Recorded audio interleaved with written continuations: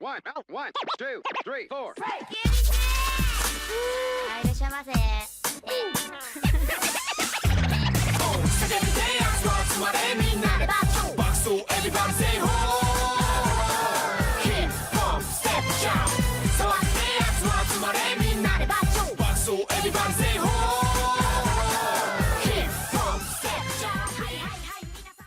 Hey guys, how's it going? Hypester Hockey here. How's it going, Hockey, everybody? Today I'm going to be doing a Kill La Kill episode in Chapter 5 and Chapter 6 together, combined review. Since I just read them both today, I didn't know Chapter 5 came out. So, I didn't get an email or anything, which is kind of strange. So, I'm gonna just get into it, make this kind of quicker than usual. So, I'm gonna just pretty much go over the stuff I pretty much basically liked from these chapters. And Chapter 5, just to start off, because I mean it is Chapter 5, it was actually entitled Schedule, which is kind of self-explanatory. It went through the schedule that Keiji pretty much goes through on every single life that he lives. You know, every time he dies, he comes back. So he goes through the same routine. But during the chapter, the routine actually kind of changes because of some stuff that was related to Keiji's face, and pretty much the whole aspect is that Keiji didn't seem to be enjoying his time, and one of the people were kind of upset about this and picked a fight with Keiji.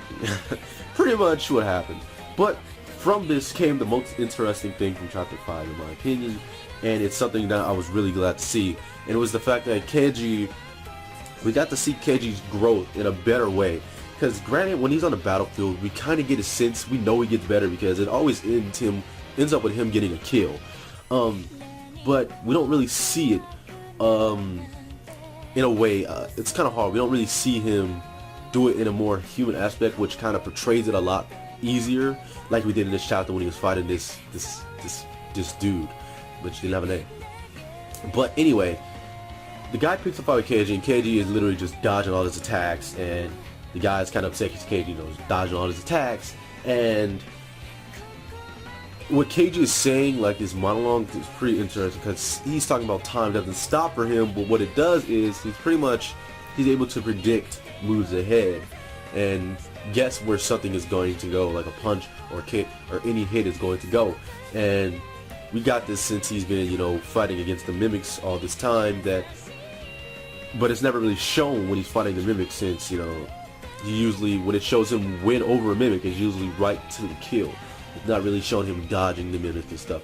So it was pretty cool to see him, actually getting into a fight, because before I don't think he would have did any of this shit.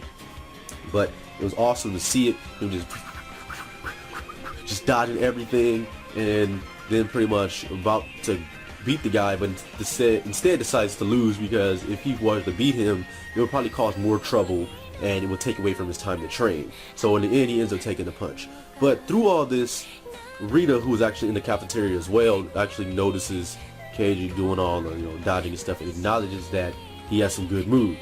Now, it's something really interesting to pay attention to, because why show her say that if it's not, granted she recognizes it, but stuff like that doesn't carry over to the next day.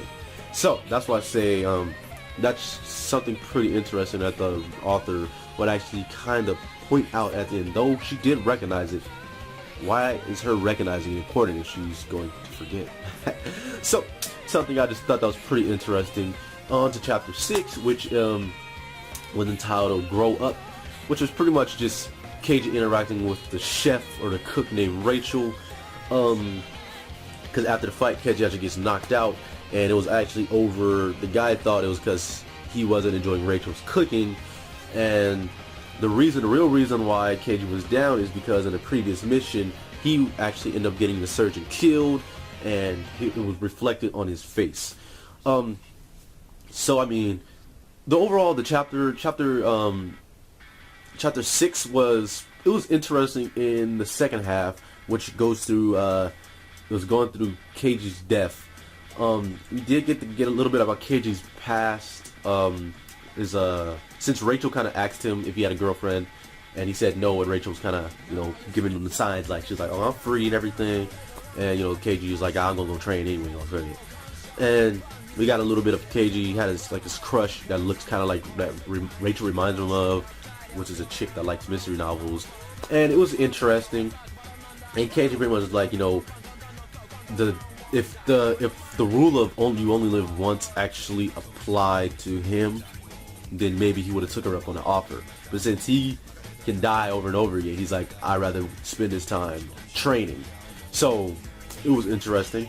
But the most interesting stuff is when he actually goes out. Now, there's something, I don't know if anybody really noticed it, but when he's talking to the surgeon, he has a number 80 on his hand, just so you know. But then it skips about to 99, which is showing his death. And it actually gives the approximate time that he survived, which is 45 minutes after the start of the battle. And it chronicles through 98 deaths to 153 deaths. And pretty much at the 90 and 50, that 128 to 128 on a 128th death, he pretty much survived 60 minutes, which from 45 to 60 isn't very long if you get it. But at the same time, he's having these crazy migraines that he had from 50 times ago that is kind of irritating and still bothering him, which is a little strange. So, on the 153rd death, he actually he loses consciousness during battle but doesn't die. I'm guessing he doesn't die at all because he doesn't say that he died, because he said, I guess I didn't die, but the loot still happened and he still reset. So I'm guessing if he died while he was unconscious, I'm not sure.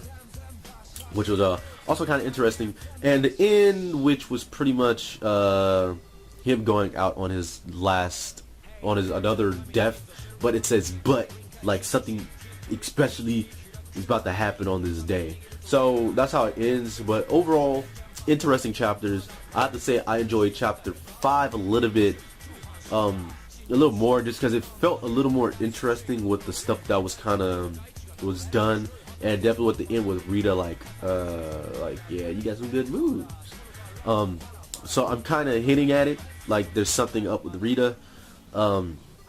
So it should be interesting to see, but I cannot wait for it to happen. So guys, until next time, this has been Hashoko Haki. Hope you enjoyed this video. Give it a like if you did, subscribe, and all the good stuff. You know, definitely leave a comment down below. Let me know what you thought, and I'll talk to you guys later. Peace out. Hey everybody, if you click the top video, you can check out my last uploaded video, which was my rewrite tag, which was uploaded a little bit later today. And also, if you want to click the bottom one, you'll see my Ninja Turtles reaction to episode 4.